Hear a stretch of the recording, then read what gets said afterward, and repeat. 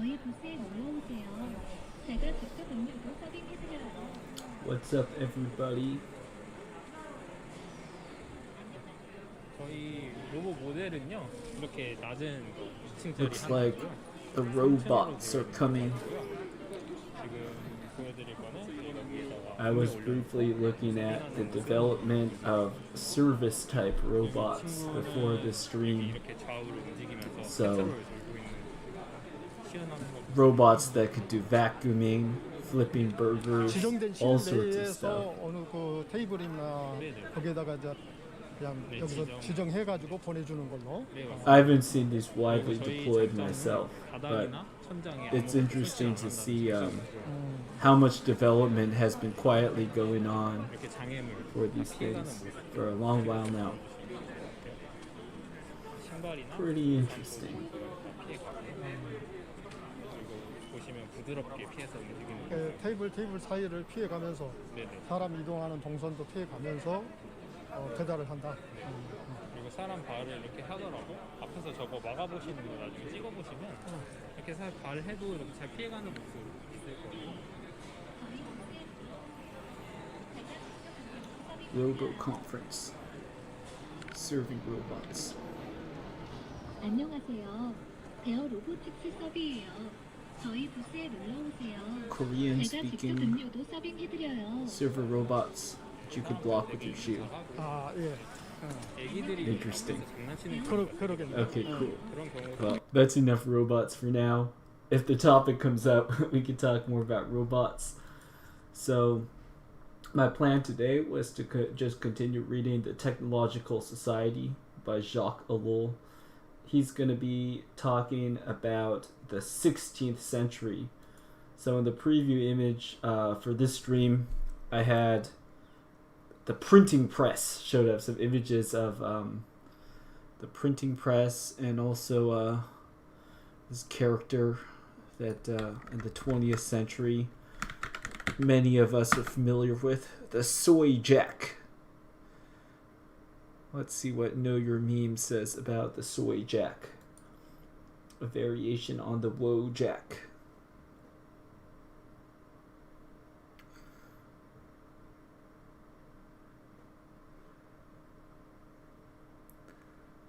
Yeah, so there was this sort of expression that started to pop up everywhere, especially on YouTube reaction type videos. For example, you might be like, "Ah, robots! Ah, so cool!" So people noticed that a lot of YouTubers and other people would make this expression, and it became to be known as the Soyjak, a combination of the soy boy and then this character, the Wojak. And it is associated with embracing the demasculating changes brought to us in the 21st century. Oh, hello, George. Welcome to the stream. Good to have you. Cool. So, today, I think we could jump right into the text, and topics will come up. So do let me know if you're interested in hearing about anything in particular. Otherwise, I will just continue the normal plan. Let me update my notes. So we talked about the Soyjak face, service robots, sneaky developments going on while we're all snoozing.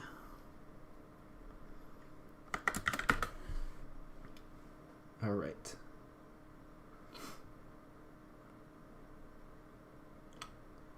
So just to summarize what was happening in the last couple streams.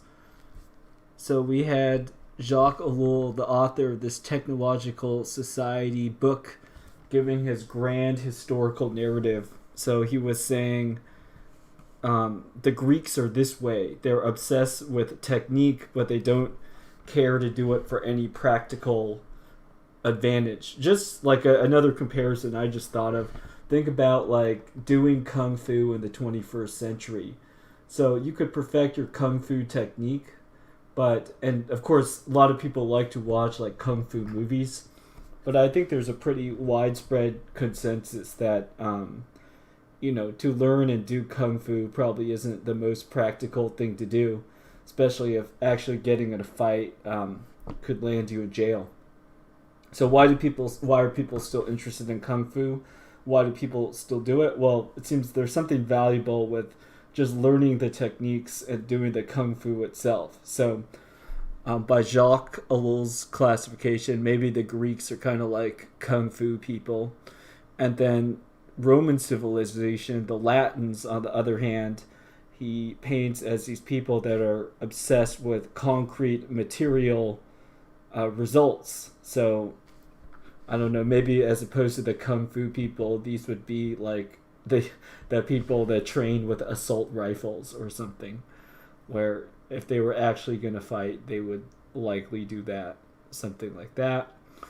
And then in the previous section, he brought up this big discussion about how he characterizes Christianity as working against the development of technique in a sense, and is describing the West as kind of a post-Christian society.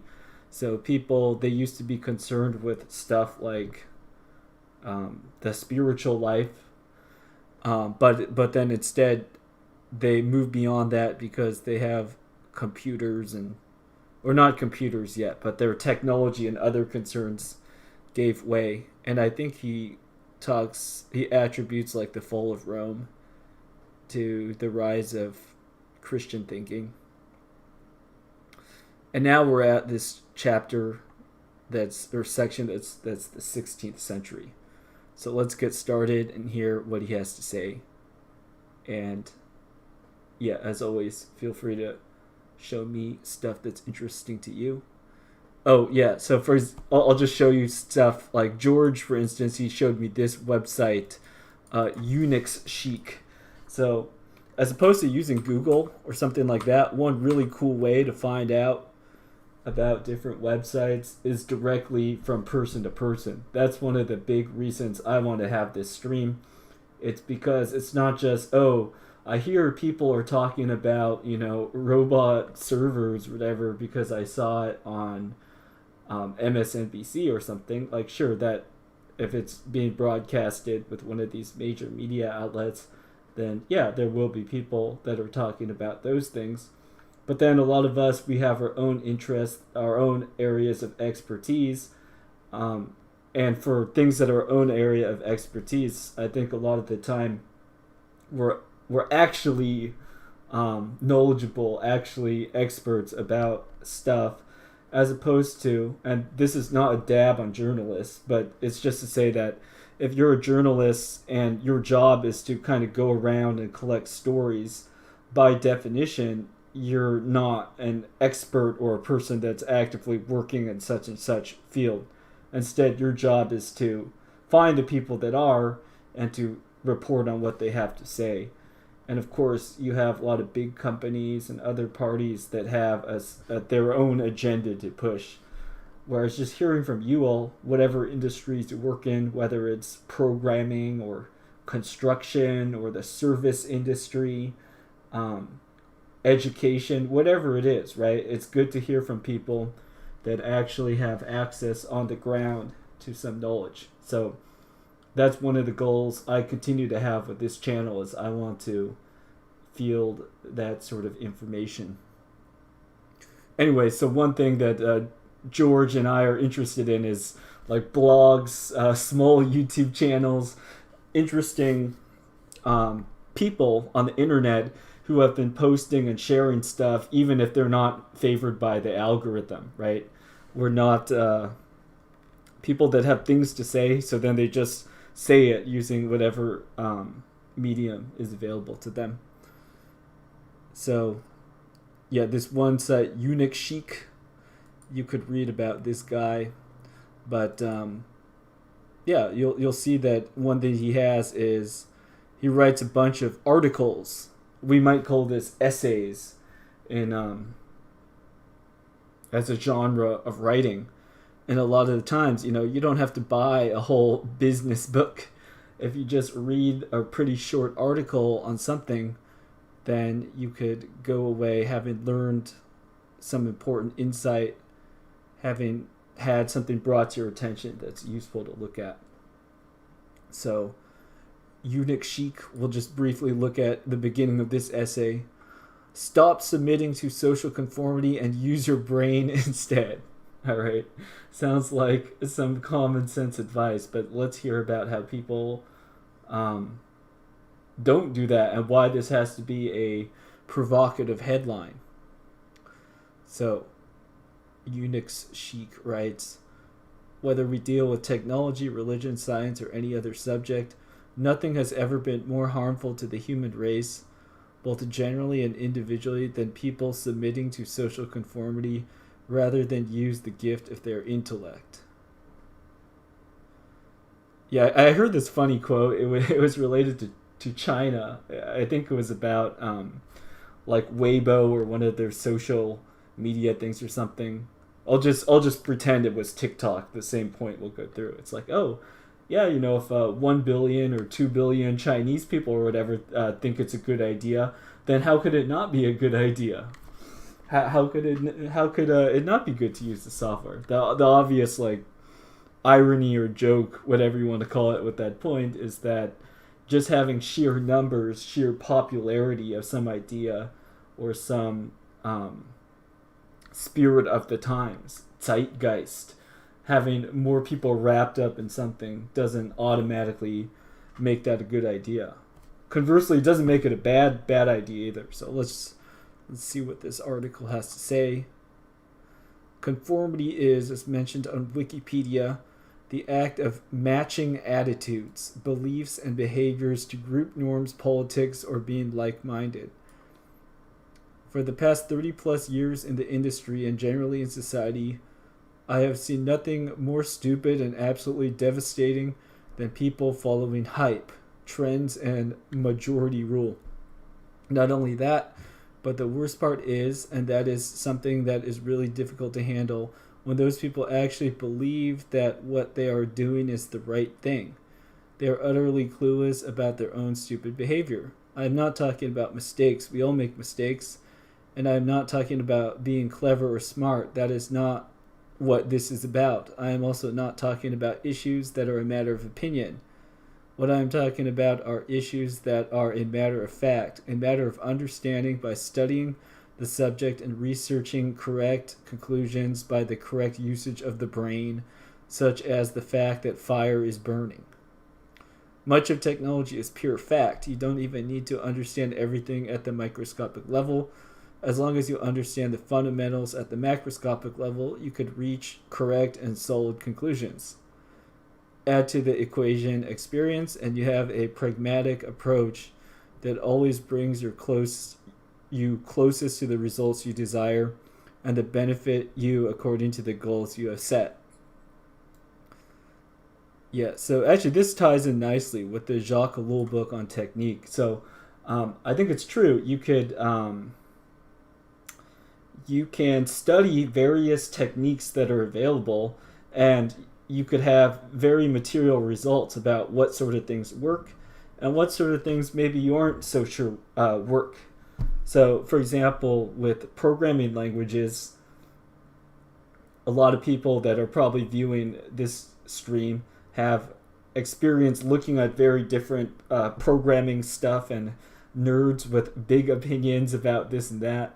But we could look at the end of the day, what are the most common technology stacks that are employed to make websites? So if you want to start a new project and you already have clearly defined goals about what you're going to do, of course, if you follow the path that somebody else has already correctly walked, then you could basically know what that is going to cost, right? In terms of time and effort, not just talking about money. Just a note about the form of this guy's website. So another thing I'm interested in is just these very simple websites that you just write in HTML, nothing fancy. This guy, he doesn't have a fancy comment section or anything, look, he says, if you have any comments or corrections, feel free to email them to me. And then he also says you could support him on Patreon if you want to help him out. So this is solving lots of issues that could be very costly and complicated to deal with. Like we were looking briefly at the YouTube, the whole dislike debacle, scandal, whatever you want to call it. YouTube has to deal with a lot of problems that are of YouTube's own making because of the very nature of their platform that they have invited people to use. So if you don't even have a site in which people could leave comments or something, then lo and behold, your effort and moderation and that sort of thing is much, much lower because your setup itself doesn't invite that trouble. Likewise, like imagine at a restaurant, you have some sort of free samples or something as a promotion. Well, of course, you're going to get a lot of people that are going to come by and just be freeloaders. So one way in which you could avoid that sort of problem is limiting the nature, like having somebody out there that hands out free samples as opposed to just having a table out there. Somebody might try to just have free samples sitting out somewhere, or Halloween candy, whatever we're talking about, in order to cut down on personnel needed or something like that. But you see, when you do that, you leave yourself open to trouble in kind of obvious ways. Anyways, going back to websites, in the same way, we could see how when you have a more complex, we call them dynamic websites, where the users could input content and that content will update on a server and all sorts of stuff. When you open yourself up with that sort of thing, then suddenly you have to think about cybersecurity and all of that. Whereas if your website is just like a document, there's nothing to hack here. Like, it's already public. You could already download the whole guy's site. So he really doesn't have any cybersecurity concerns. It's just like, it's all open information. You could download it if you want. There's no cybersecurity concerns. Whereas you have a website like YouTube, very complex site, advanced functionality, accounts, and all these things. You try to shoot for the moon, then suddenly you open yourself up for all sorts of attacks, losses, whatever you want to call it, liabilities. Oh, we're being joined by Reaper. What's up, Reaper? We're talking about stopping submitting to social conformity and using our brains instead. And we're relating it to technology. So, yeah, I think the transition here is good to go back to Jacques Ellul. So, practically for us, what can we learn from studying technique, studying technology? Well, we could learn to not buy into hype, like cult-like behaviors, waves of excitement. Instead, we could look objectively at what a technology actually is, what a technology or a technique is able to accomplish, and then we could ask ourselves if we want to indeed employ that technique, or if it's like too risky and we don't want to do it, like we don't want to be the guinea pigs for the thing that's being rolled out. So, muy educational. Let's learn about the 16th century. Jacques Ellul starts. In the period from the 16th to the 18th century, the absence of technique in all areas but the mechanical is striking. There was an absence of human reasoning concerning action, of efforts directed towards simplification and systematization, and of concern for efficiency. Certain important technical achievements were made, for example, guns and gun factories, and there was some agricultural research. But it's significant that histories of technique, Pierre Ducasse, for example, leap from the Middle Ages to the end of the 18th century. Indeed, the period which followed the Renaissance and the Reformation was much less fertile in invention than the period which preceded them. All right, so we have a claim by Jacques. He's saying that the 16th to the 18th century, it seems people only focus on mechanical technique. And in other areas they were lacking. So let's see how he supports that. Printing, the nautical compass, gunpowder, also copied from the East, all date from the 15th century. It would not do to minimize the importance of these inventions. For Norbert Wiener, they constitute the locus of an industrial revolution which preceded the principal industrial revolution. Okay, so I think this is an important line because we could relate it to today with the metaverse. So this period of the 16th to 18th century, we would not yet refer to as the Industrial Revolution, probably in terms of where there are widespread factories and gears and all that metal steam stuff coming out yet. No, but if they were developing the individual parts that would lead and make that next stage possible, then you could see how it's a predecessor. So in the same way, like with the current century, we could look at Zuck and the metaverse and all that stuff. And then as we've been doing, you could look at how various things are being laid in place. You could say the starts of building out the infrastructure are there. So is the metaverse here yet, in the sense that, you know, everyone's wearing VR headsets and we have like a Neuralink to plug into computers? Clearly it's not here yet, but we could see, and like I opened this channel looking at fast food robots and stuff like that, we could see that all the components that will go into building this new sort of system, we're seeing how they're being developed and how you could see these individual components being shown off. So, for example, suppose there was some big financial event and then suddenly we see some proportion, let's say a fifth of all fast food restaurants start to become majority robot, right? How surprising to all of us would that be? We've already seen how, like a fast food restaurant, they could all roll out the like the LCD screen ordering interface. It often happened gradually. Maybe one store here does it, one store there does it, but we've seen how a new technology, a new way of doing things could be rolled out quickly. So likewise, especially when you as a consumer don't really have a say in, like, you order a burger at a fast food restaurant, you don't really tell them the manner in which they make the burger. So it's already within their domain of how they do it. Was to say, you know, you go up to a drive-through window, you punch in your order on a screen, and then somebody will hand it to you, the burger to you, but maybe there's only 2 employees working at the restaurant and the rest of it is robots, right? So you can see gradually how all the individual pieces of technology are being developed. The stage is being set. So what Jacques Ellul is describing here, I think it'll be a good case study. We could look and say, for the first industrial revolution, right? How was the stage set for the first industrial revolution? And what we could learn from that is to say, what sort of stage setting should we expect? And also, where do we think we are on the timeline for the rolling out of this current age of the transformation of labor, whatever you want to call it? All right.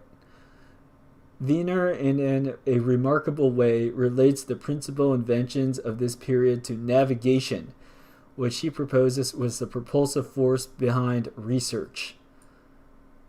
Alongside these major inventions, this period also saw a multitude of discoveries and new applications in banking, armaments, machinery, architecture.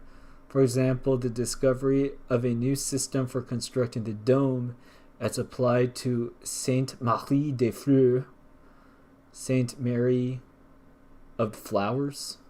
Oh, that's German. No, is that French? I think it's French. And in agriculture and the making of furniture. Yeah, so similarly too, in the current era, right? What are some changes that are happening in banking? I think cryptocurrency is a thing that's going to be around. Cryptocurrency is going to be a part of what we're going to see in the future. This is not investment advice, right? I don't think it will be Bitcoin specifically necessarily, right? But if we had a digital dollar, central bank digital currency, whatever it is that might come out, clearly we're seeing like innovations in the banking sector, whatever you want to call it. Armaments, likewise, we're seeing that. So we've been talking a little bit about robots on this channel. Obviously, DARPA and these people, they're making their hoppy dog robots, drones, all sorts of stuff, right? So maybe the next stage of armaments is a lot of this robotic remote control type stuff. Machinery, so that'll also tie in with the robots. And then architecture. So that's an interesting one. I think even with architecture, right, we could see with material science. So the sort of, I'm going to just search some buzzwords. 3D printed tiny home. Do you think that results are actually going to come up for this? Yes. So look, we have stuff like 3D printed house. Is this the future of construction? So as opposed to making bigger domes and that sort of stuff, maybe what we expect to see is a scaling down of living arrangements. Limestone material, which is a combination of to build fast. It takes years. So we reimagine. So these sorts of things you might just be able to just drop down anywhere. You could. It's like a shipping container. Yeah, George says soon you'll not go anywhere. Robots will bring things to you, right? So the robots, the drones, the stuff like that, they'll be able to, maybe they'll land on a little helicopter pad on top of your tiny home. So returning just to Jacques Ellul here, I think that this enumeration, these different areas, right? We could see, banking, armaments, machinery, and even architecture, which we could link with living spaces, how people do shopping. All of these things are areas that the futurists, we'll just call the people with visions of the future, let's call them the futurists. The futurists have plans for you. All right. The 15th century, in addition, is notable for a number of technical manuals from southern Germany and northern Italy. So I'm continuing reading Technological Society. Right. Written at the beginning of the century and printed and circulated at the end of it. These show a general interest in these problems, a technical preoccupation on the part of the men of the times. The great voyages were probably a consequence rather than a cause of the technical progress. So I think great voyages, let's see, are we talking about the age of exploration? So-called, let us check our timeline. Yeah, so I think, age of discovery or the age of exploration. Zoom, zoom, zoom. It's an informal and loosely defined term for the early modern period, largely overlapping the age of sail, approximately from the 15th to the 18th century, right?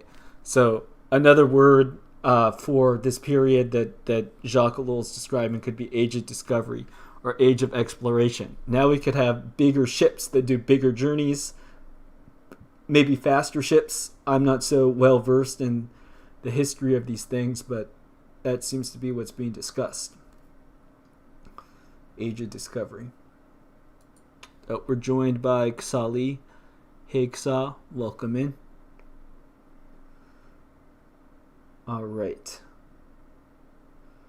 So let us continue with the text.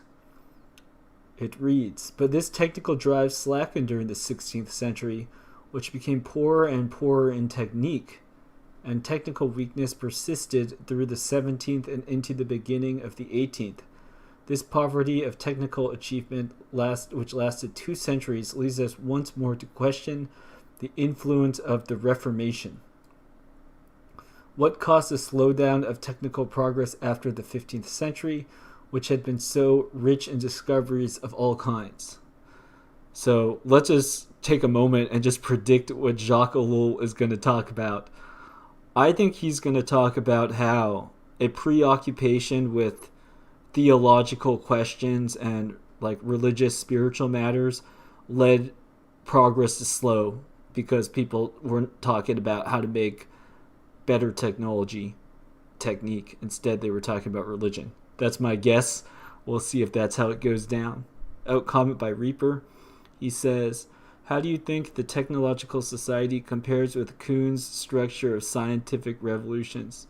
I'll add that to a list of future topics. We could talk about like Kuhn and Popper and all these people.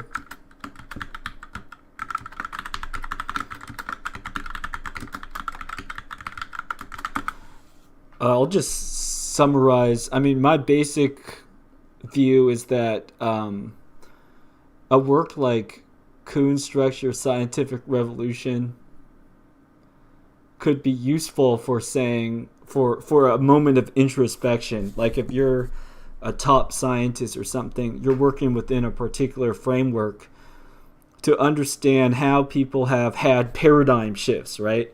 And to understand that you too may be trapped in a thought paradigm, and to look beyond and outside of your own time and place. I think that's the real practical application of that work, and why it'd be a good idea to have, like, say, university students read it. But also, I would say that this whole idea of questioning the science is pretty politically incorrect these days. So I would say, watch out there, Skeletor edgelord. You might get into some trouble questioning the paradigm. All right, let's continue reading Jacques Ellul. He says, an uninitiated reader who opposes a scientific treatise on law, economy, medicine, or history published between the 16th and the 18th centuries is struck most forcibly by the complete absence of logical order. The materials are treated successively without any connection, progression of thought, development, or show of proof. The reader is apparently to be guided only by the author's fancy. Every chapter in a scientific work, say of the 16th century, is a self-contained unit which justifies and proves itself. A mere aforementioned for the author generally serves as a proof, and he lets himself go in a free association of ideas which are in no way pertinent to the subjects. His thoughts often wend off to matters completely unconnected to the subject of the book. This sounds like some bad programming language documentation. Okay, so like here, I think we have some people who have complained that the Python documentation sucks. Does the Python documentation just go off on different topics that have nothing to do with the topic at hand? Is that how the Python documentation works? What would be a good place to look at a representative example of that?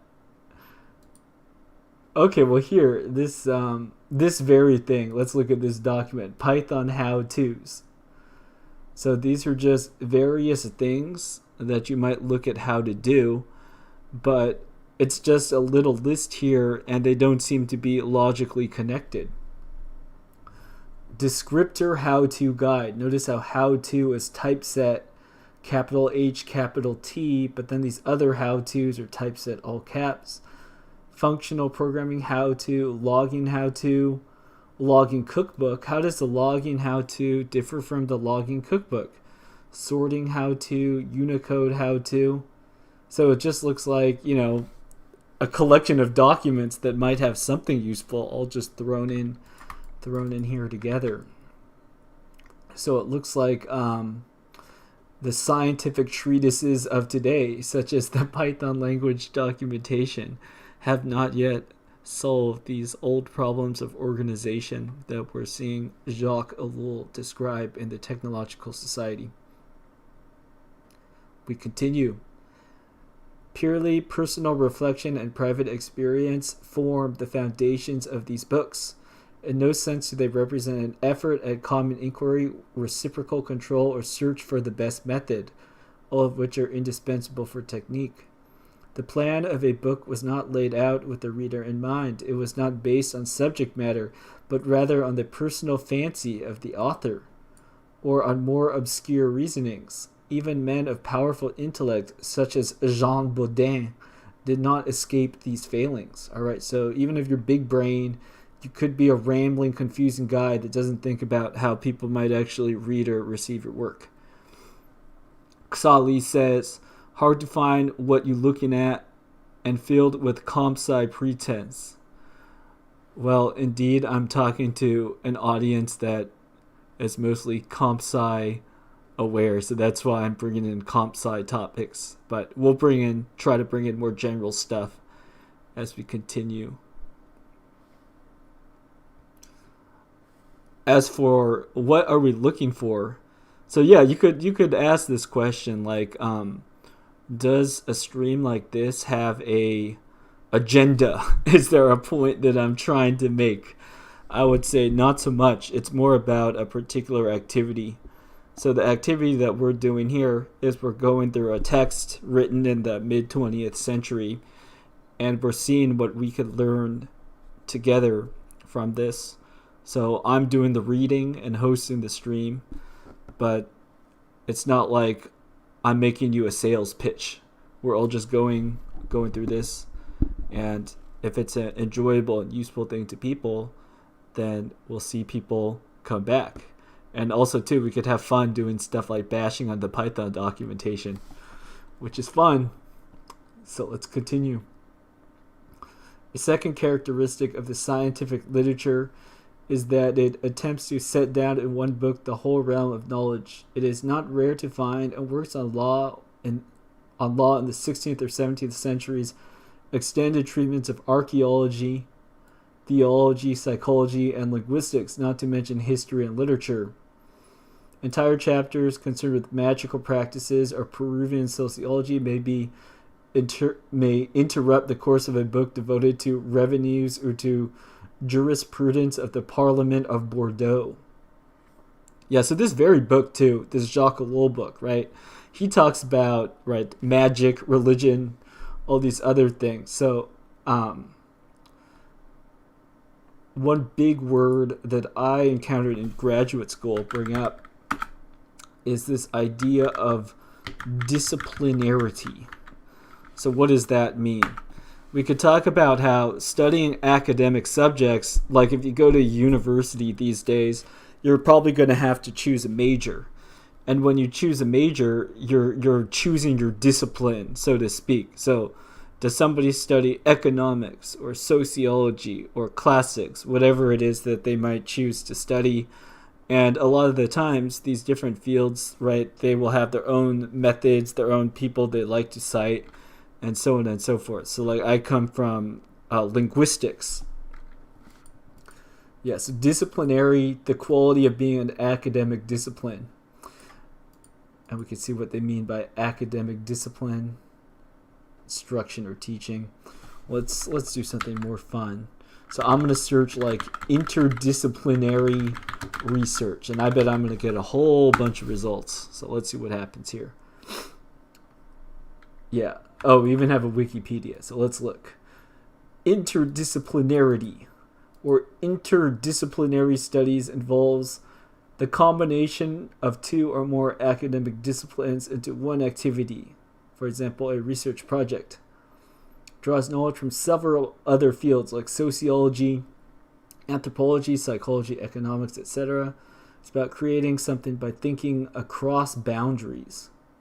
It is related to an interdiscipline or an interdisciplinary field, so on and so forth. So this is like, some big kind of fancy word, but I would say that the default way in which we're looking at the world, right, we want to integrate the knowledge that we have. The assumption is if you're learning about how something works, it's just like you look out and you see a city and you could see all sorts of different things that are happening in the city. You're not like, I only care to look at like bread baking. I don't want to look at anything else. Like that would be the exceptional, the weirdo nerd way of looking at the world. Rather, taking a broad approach, looking at how various stuff fits together. This would be the norm of the Renaissance man, the person that is trying to learn about how things work on a broad scope. Then also too, it would make sense that you would want to learn and integrate findings from various areas. So going back to Jacques Ellul here, saying during this period that extended treatments of archaeology, geology, psychology, and linguistics, not to mention history and literature, that this was common. think that's a completely unsurprising thing. And really, with this fancy word now, like interdisciplinary, this is kind of what people are coming back toward. This is what people are returning to doing, because maybe it's the natural state of affairs for everything to be unified rather than for knowledge to be in these isolated silos. Right, Jacques Ellul continues. This amalgam of reflections and miscellaneous bits of knowledge is found in the works of the best authors. It demonstrates the absence of intellectual specialization. The intellectual ideal was universality, and it was a rare thing for a judge, say, to be ignorant of alchemy, or a historian of medicine. This was in effect an extension by humanism of the universalism to which medieval theology aspired. Okay, so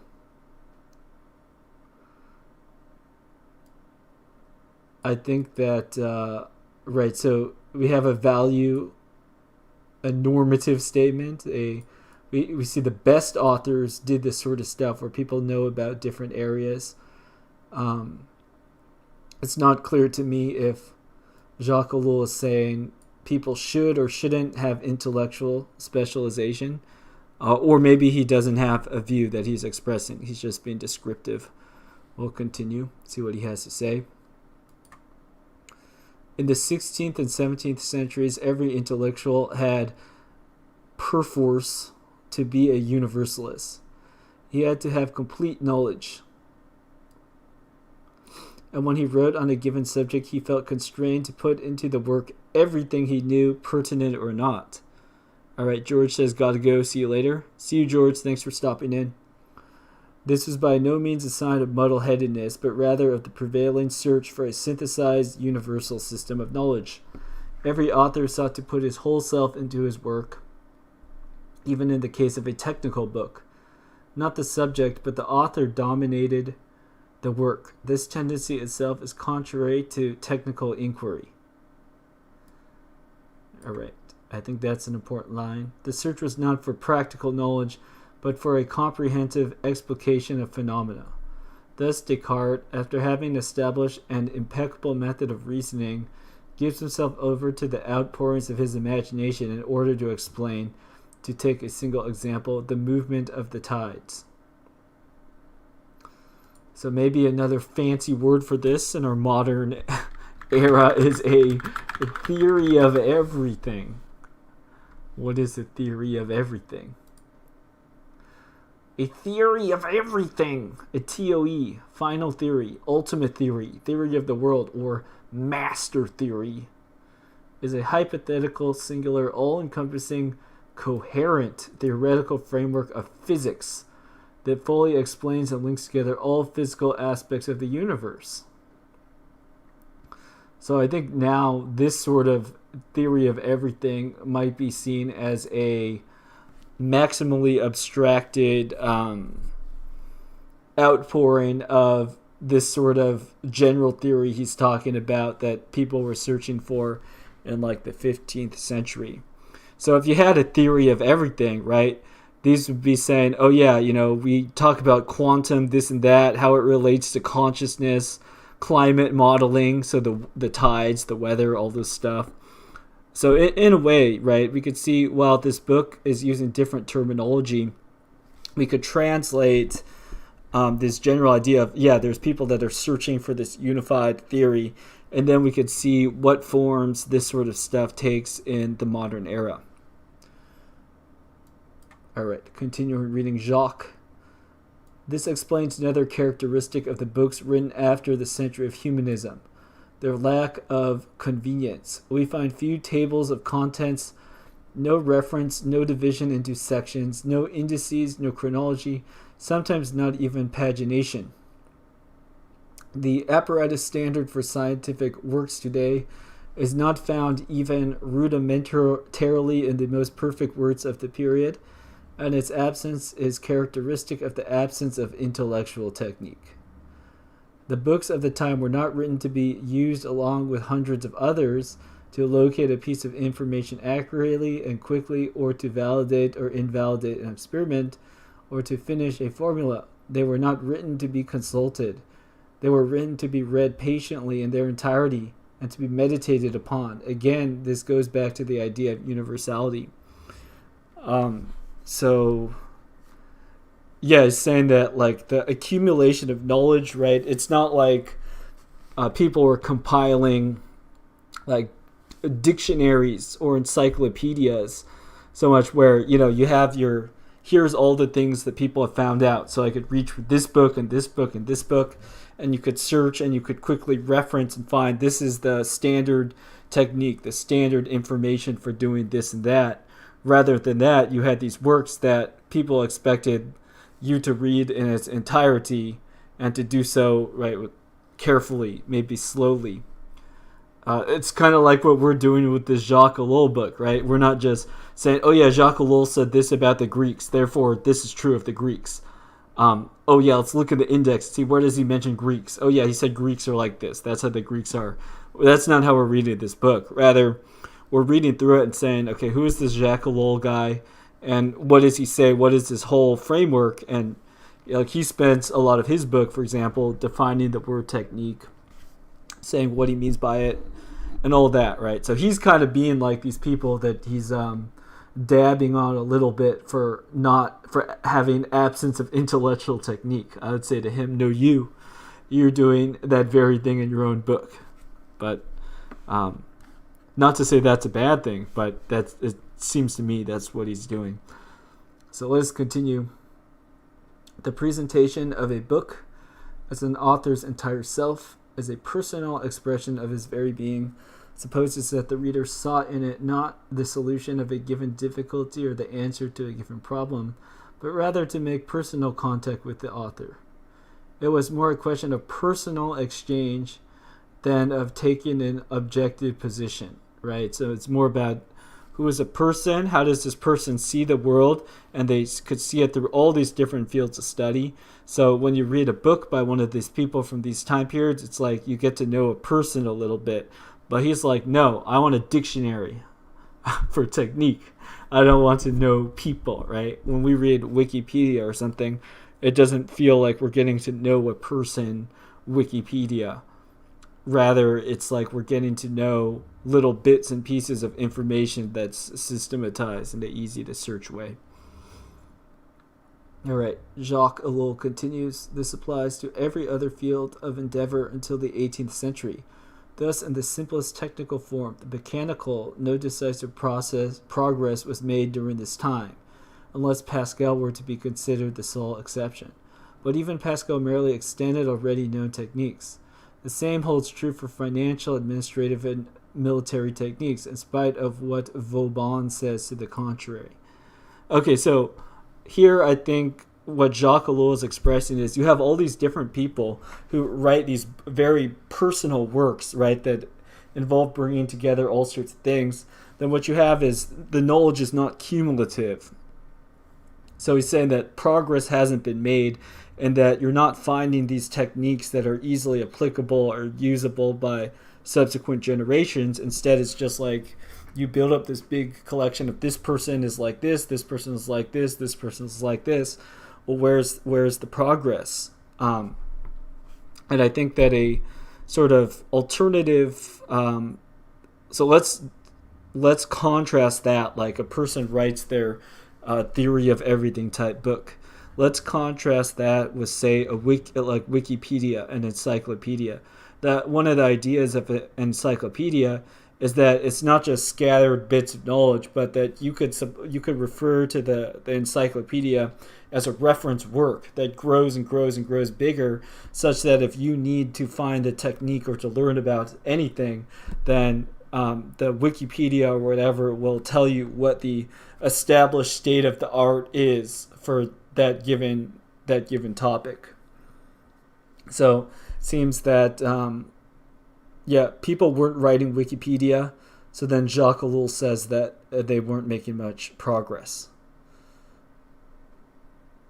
All right, no new comments, so I'll just keep on continuing. Then an intermediate situation developed. But despite the efforts at coordination and systematization made by such great technicians as Richelieu and Colbert, the only result was a greater complication of the system without much gain in efficiency.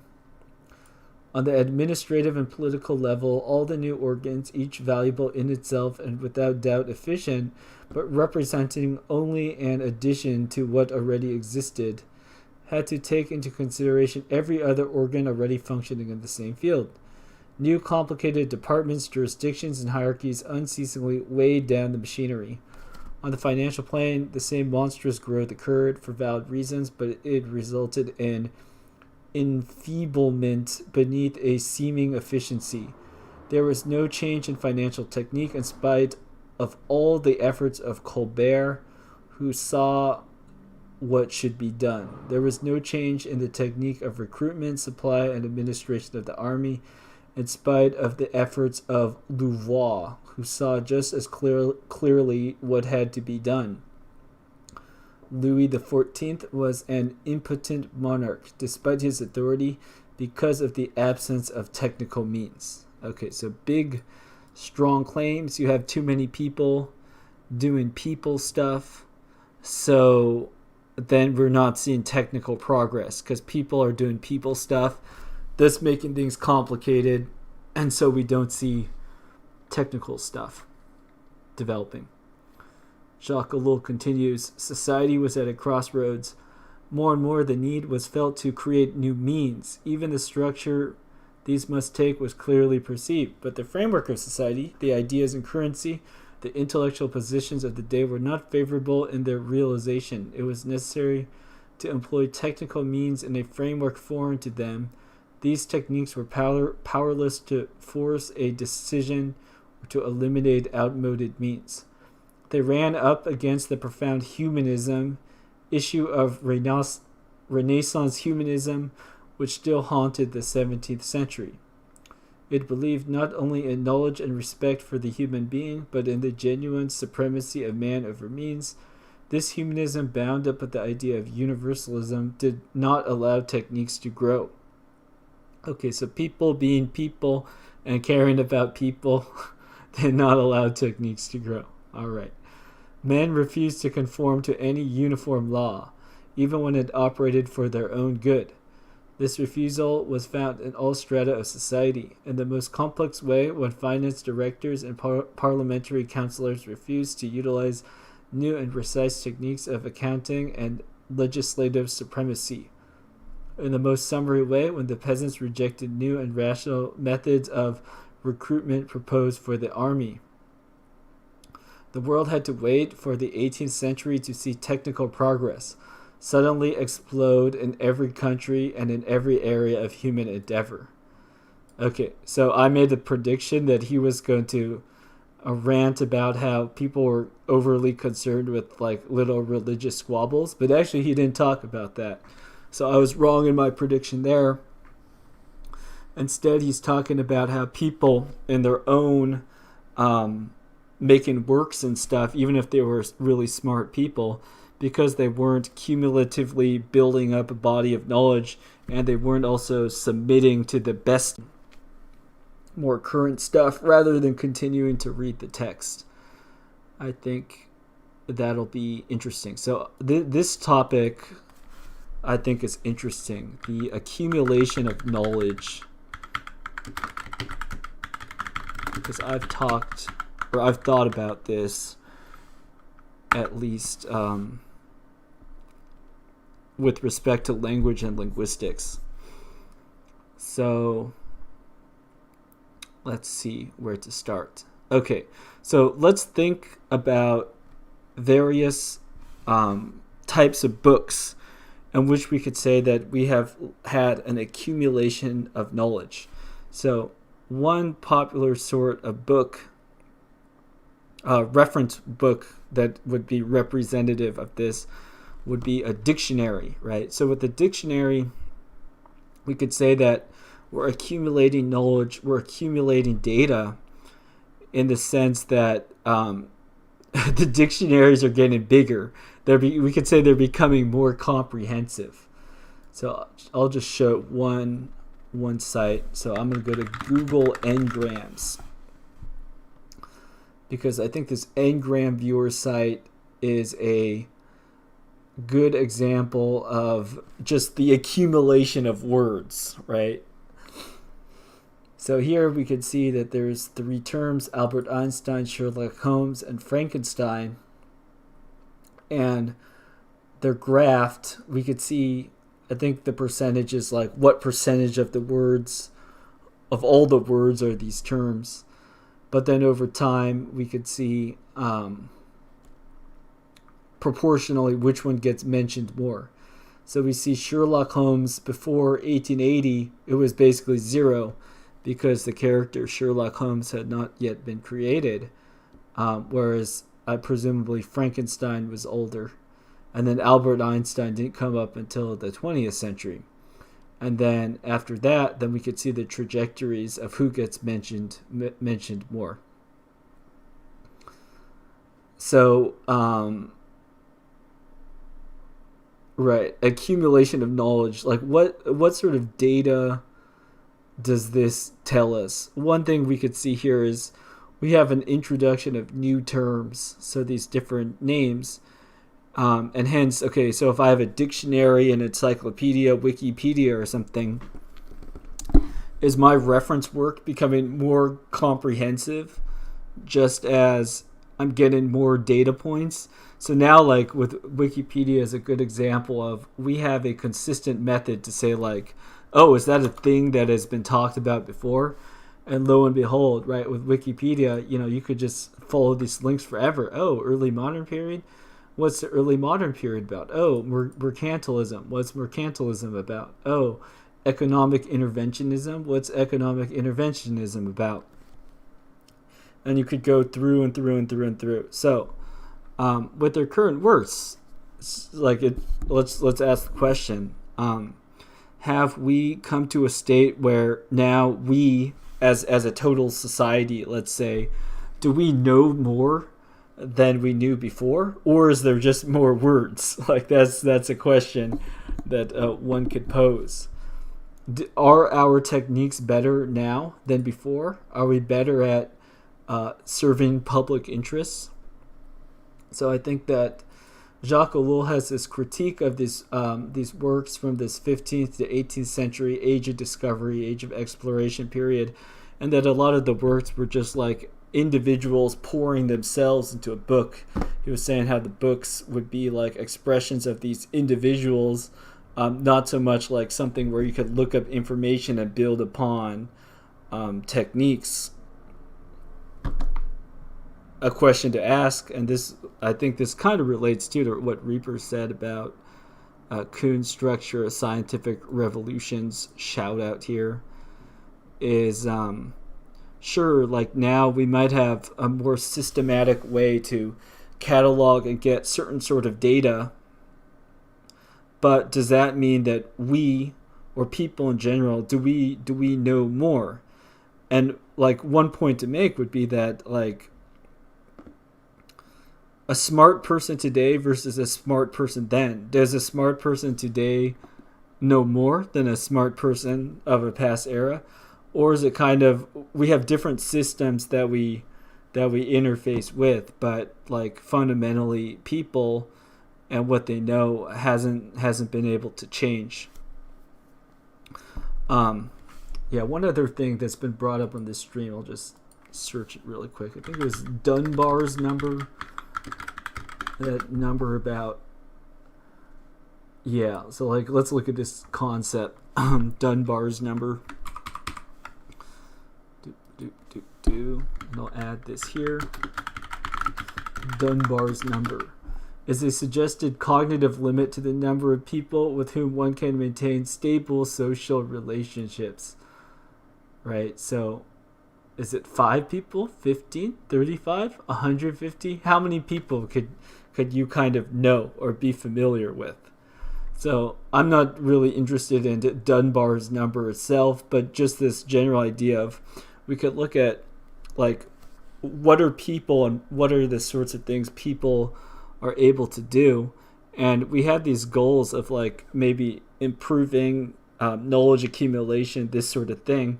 But right then, at the end of the day, is any one individual or one person able to know, like, how much could a person know? So maybe like technological progress, now you can't of course understand everything, but like a person now, because we could drive cars, for instance, you could do like more in the sense that you could drive hundreds and thousands of miles, and then also too you could use a machine to manufacture hundreds of thousands of widgets. So in this sense, like a person using technique could be more productive, so to speak, more productive in this era relative to in other eras if we're just measuring by material output. But then if we're talking about like is a person more, are people nowadays like more successful or happy, we get into topics like that, then yeah, I think it becomes unclear how technique links in and helps that. Yeah, I'm not exactly sure how to articulate this except for to say, if we're talking about technique, technical progress, and then people, we could ask the question, how or what at all, or if at all, like technique and technical progress is connected with the general human experience, with humanity. How is it that people relate to progress and technique? Because there will be people that will be suggesting that, oh yeah, if we improve technology, technique, this sort of thing, then this would be extremely important, because then we could solve a lot of human problems and it could lead to greater human happiness, greater utils, whatever you want to call it, right? So I'll call that like techno-futurism, believing in technology as making the world better in some sense. Whereas like the view that I'm kind of expressing, and that I think the Greeks, Ellul criticized the Greeks for having, was kind of being like apathetic, atechnical, something like that. It's just like technique happens, it's something that's there, we all have to learn some techniques just to be and exist in the world, but there's not like an imperative to drive it forward, and nor is like, do I have a belief that as we develop and improve our techniques that it's going to improve life, so to speak. So me, and then how Jacques Ellul described the Greeks, it's kind of like that. Oh, what's up, Darklands? Welcome to the chat. He says big brain. More like muddle, confused brain that is just ranting instead of systematizing knowledge. I think that's how Jacques Ellul might describe what I'm talking about. But anyway, so the general point here that I'm making is, I think with a lot of the popular science fiction, popular science, like if I go and let's look at like Wired magazine or something. If I go to one of these publications, I think that you'll find a lot of this techno-futurist optimism type of thinking. But if we look back and we look at history and we see periods of transition, such as the period preceding the Industrial Revolution, like what we're looking at now, then we could ask the question of, is stuff just going to change form, or do we actually expect to see some sort of progress? And I think that in terms of people and what they're doing, I think people are still the same. All right, Wired magazine. At the end of the world, it's hyper objects all the way down. Then we see some digital fragmented faces. 18 analog gifts for people who need a digital detox. Neuroscientist explains memory in 5 levels of difficulty. Your TV sounds terrible. These soundbars could fix that. You need a password manager. This couch hides built-in surround sound in the cushions. Used EVs are in hotter demand than ever. Help, I'm stuck in cutscene hell. The US Space Force wants to clean up junk in orbit. I don't know how we've been making progress. I think not personally, but yeah, send me stuff if you seem to have found something interesting. So I think with that, I'll close up the stream. Next time we could continue on this section, the Industrial Revolution. Thank you everybody for joining, and I'll see you next time.